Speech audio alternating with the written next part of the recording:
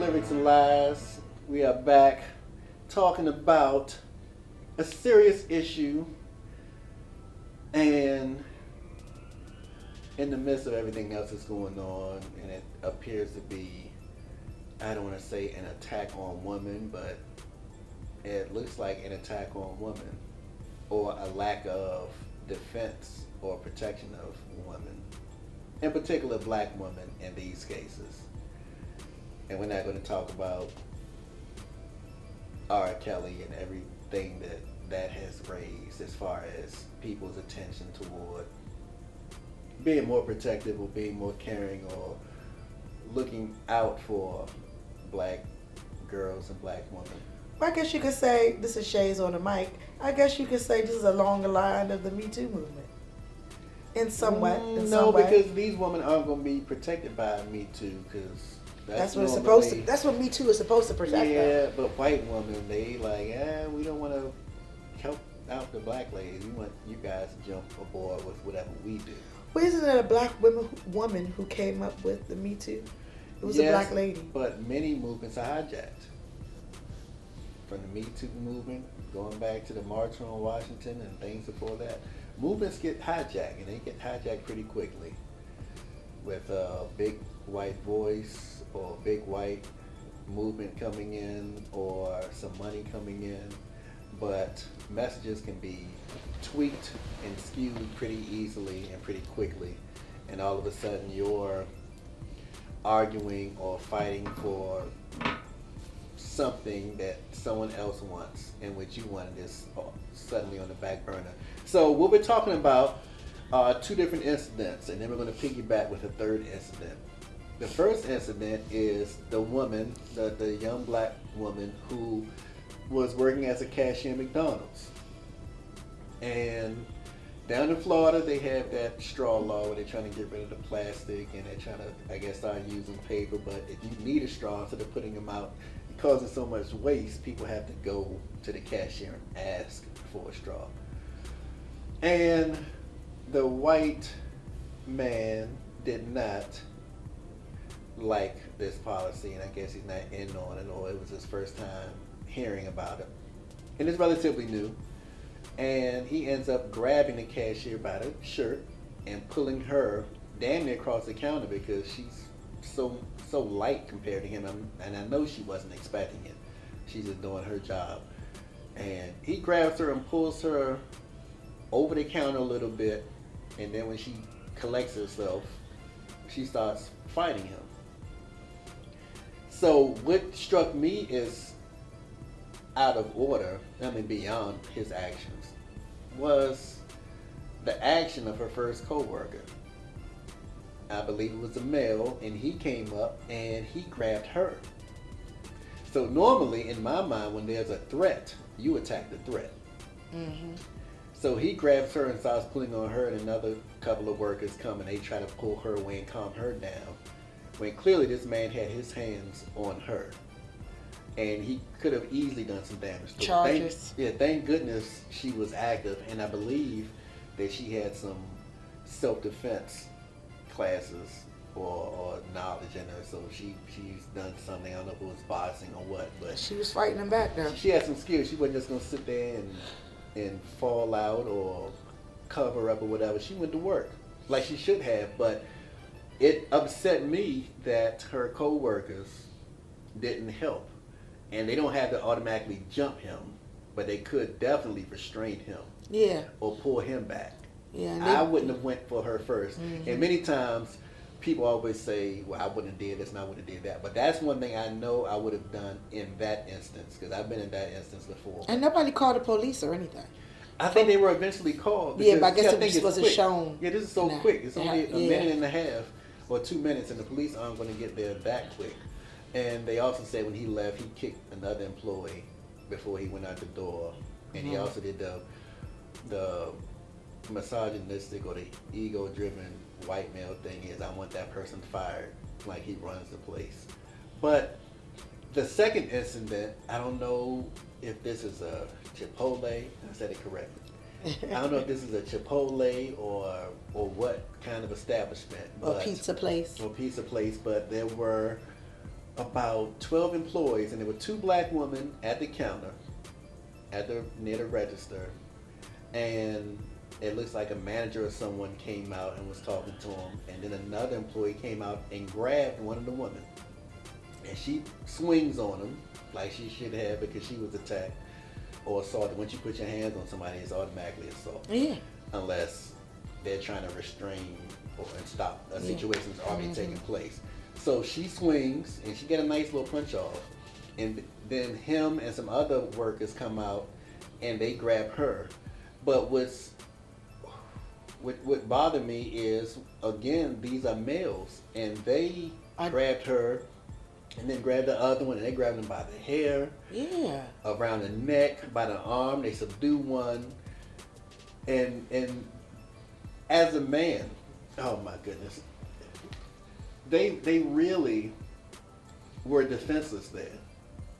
As hard as one tried to fight, the thick one tried to fight because her friend or cousin or whatever. And one of them had a baby in her hand trying to fight too.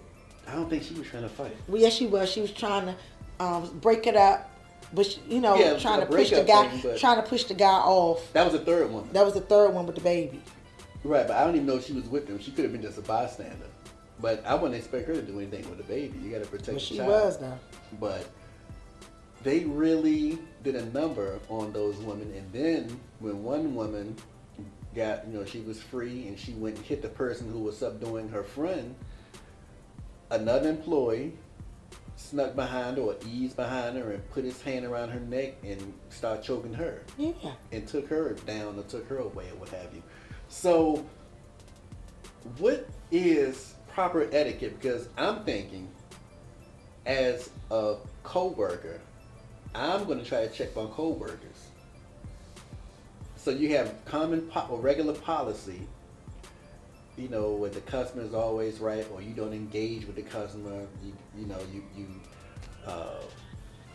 solve or break down the situation or stop the situation from what's the term I'm looking for? Again, I was looking for D. But you bring the situation down instead of escalate. You de-escalate. Yeah. So you de-escalate the situation. So if those women are unhappy or they're upset, or if you try to handle what's going on. If they're still unhappy, you give them the 800 number or let the manager come talk to them. If they're still upset, then you can call the police if you think it's that much of a threat or disruption taking place. But if your male coworker goes out and grabs a woman by the hair or whatever, you're supposed to check that coworker. It shouldn't be a AAA gang of men and a couple of women against two women. You're supposed to check your employee. Right. You're supposed to grab them. Hey, Frank, nah, leave her alone. Let go of her. You break that up, or you get your coworker off her if he jumped out there before you can get your hands on him or before you can get to the situation. So it is upsetting and disheartening that they had to go through that. And I wish I knew what happened afterwards. Yeah, like what was the aftermath of that? Right, where charges pressed, where people locked up, where the workers sued. Those are things that I think about. And putting those two situations together, you have three black women, one an employee, two customers being attacked by men, physically attacked, punched, choked, all that kind of stuff. So what should be done in those situations? Because when it comes to physical harm, yes, you can do the legalities of trying to sue and press charges and everything and try to get people arrested. But then sometimes you have to handle things in other ways. That's the way I look at it. Yeah. If it's somebody that you care about. Right. Correct. Would you leave it to legalities, especially seeing your little sister or say Shannon was on that video and that happened, or your niece? That would probably be more appropriate because you may look at your niece a little differently. You may look at her as weaker than a cousin. No, you have a niece in her teens. You have a 18, 19-year-old niece walking there, and all that happening. You catch it on video. What do you do? What steps do you take? I mean, I probably would have did the same thing them young ladies would have did, because your first instinct is to help and to stop and to assist. You want to assist them on what's going on. You got the bad thing about the video you're talking about is it happens so fast and we don't know like what caused this to happen. It doesn't matter what the cause is, because you shouldn't be putting your hand on women in We're talking about the two first women. place. That scenario with the two Right. women. Okay. You shouldn't be putting your hands on them in the first place. But you got to do something. You can't just not do anything, because that's your family. So what if you weren't there, but you see the video an hour later? Oh, I'm pressing some charges and calling. I'm going to find out what the deal is. You know me, I'm going to get to the bottom of it. All right, so you can get the law. You can get the lawyer, get a good lawyer. Yeah, I'm going to get a lawyer on here. Okay. We ain't going to just leave it to the video and just leave it to chance. And I guess I would do that too, but those men, they would have to be confronted. They would have to be confronted. And they would either have to be fired or on some leave, or they need to figure out some kind of disciplinarian for what they did. Like, yeah, I'm not sweating that, but I want some. I'm not gonna say get back, but it's gonna have to be some manly dialogue and manly understanding taking place to really check them, because they were comfortable in doing what they did. If I'm acting, it's hard for me to push a woman or grab a woman when I'm acting. I had to really think about it. Say, okay, we're acting. All right, y'all go ahead and shoot the next scene. I'm ready. But it's a mindset you have to get into. They did this freely. It's like it's nothing to grab this woman by her hair or to choke her and take her down. And I'm thinking about how I would have reacted if I was a co-worker and they're grabbing these two women and choking them and restraining them by the neck. I wonder if I would have did more than just restrain my co-workers. It's a deep conversation that needs to be had, but deeper than that, we have to really help young boys understand how not to treat women, how to not just be more respectful and mindful of how to treat them, but just common things. Well, then you got to remember too, all this stems on what you see and what you learn. Yes. And most of it comes from home. I mean, if you haven't instilled, or if a child sees two parents, let's say that it's an abusive household, and if they see this abuse going on, in their minds they say, I'm never going to do this. But you're going to do what you see, because this is what you see. Some boys take to it. And I remember when I was a school teacher, I really had to drill into them, you cannot fight these girls. To the boys, you cannot fight these girls. You do not swing on her. You do not push her. You do not do this. And it made me feel good. After several months, they were repeating things. I remember one student named Rico. He's one of the bigger kids in class, and he's black.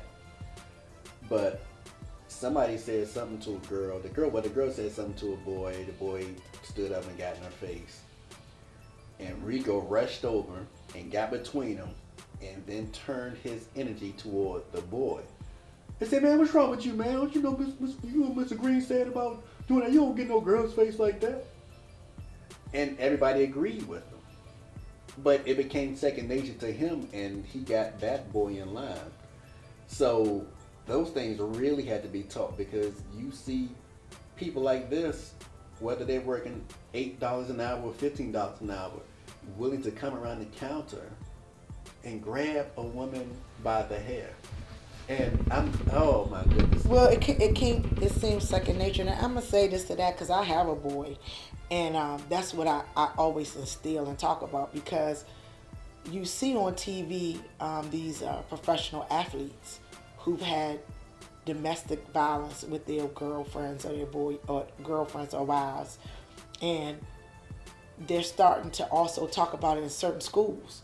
On TV, they've shown a couple of schools talking about how you're supposed to treat girls and what you're supposed to do. That's good. And from that, like I told you, my son is in a mentoring program, so they're all well rounded with everything.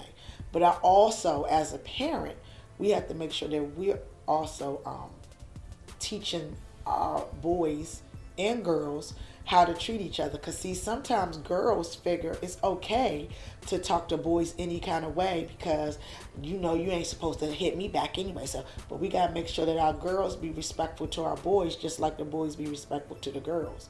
But I teach my son, if it gets to a place where it's going too far and a girl is pushing and putting their hands on you, you need to leave and walk away from the situation. That's something you don't tolerate. You don't hit a girl back. You don't do that because you can get in trouble for those things. But we all as a community, and in this instance is different.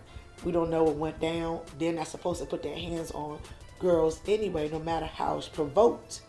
But again, as women, we need to make sure too that we check ourselves because we can do stuff out of pocket because we know that a man ain't supposed to put their hands on us.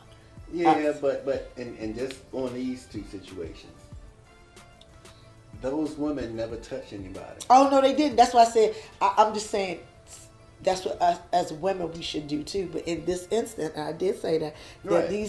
that's a different instance that the gentlemen shouldn't have been putting their hands on these women at all. And they were And if really- they were doing something that was inappropriate in their restaurant, then they should have asked them to leave. Yeah, well, you deny them service. I Yeah. worked in restaurants for about 8 or 9 years, so you deny them service and you tell them, politely that we are not serving you, blah, blah, blah, blah, however that restaurant tells you to do it. Right. And you leave it at that. And like I said, if things progress and they become a bigger distraction, then you can call the police or security or whomever. Right. Your manager asked them to deal with that. But some of these people aren't being dealt with physically, and it's interesting to think about what those workers are doing now. And I think that they probably felt that nothing was going to happen to them to the degree anyway. And that's the problem. They need to figured fear- that's the reason why they was all right about doing it because they probably felt they're not going to get no backlash from it anyway. You need to fear who that girl's brother is, her Father, boyfriend, her father, uncle, grandfather. You need to be in fear. because you need don't to- know. Right. And you need to really think and consider anything that can happen, even if you think about being a woman abuser or what have you. So True that. that's my take on it. I'm really bothered by it, and when I get to stuttering or repeating my words or hesitating, I mean I'm really tense, and I really want to get involved in something. And if I were there, either I'd have been on the ground with them girls, or I'd have had 2 or 3 of them other people on the ground. But it would have been some stuff going on up in there. And the McDonald's worker, that'd have been light work. That'd have been easy just to, grab him and separate him from her. But yeah, and that restaurant video with all the girls and all the co-workers and they're jumping them girls, that would have been a rough one. And I'd have been in the mix if I was just a customer, even if I didn't know them. Because that's a duty that we have to do.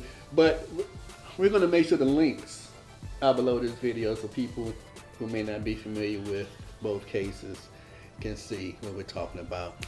So if you see some girls getting attacked and they didn't do anything to warrant the attack, and it's not one-on-one or what have you, however you want to word it, or a man grabbing on a woman, you have to do something. You have to do something. I'm not going to get into a couple of comedians and what they said about it, but that's what's coming to mind right now. But we're going to leave it like that and crank out something not so serious. I'm ready to kick some ass right now. Money Green ready to do some work. So that's it for this episode of Lyrics and Lies. Shayz in the mic, you want to add something? No, you've done enough. I think we good. Just somebody grab you over some straws. I'm going to have to jump on. Yeah. I'm gonna be giving some shots like that girl did because Yeah. she handled her business. So y'all really do need to check out that link because she handled hers. Yeah, shout out to her, and hopefully she gets compensated financially And that little frail dude, nobody really thinking about him. He can get charged and fined and locked up for a couple of days. And, that's no big deal. But he did cross the line. Yeah. And maybe one of her family members will see him later. But those workers in that restaurant, yeah, something needs to be done about them. But that's it. Lyrics and Lies.